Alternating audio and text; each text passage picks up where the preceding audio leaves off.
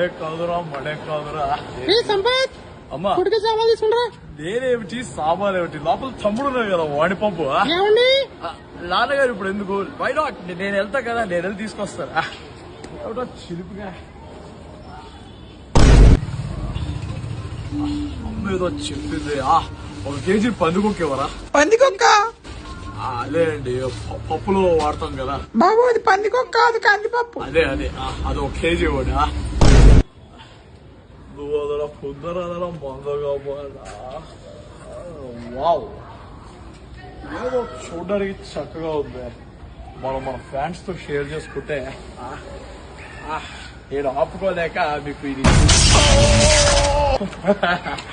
అదే పవర్ అదే వోల్టేజ్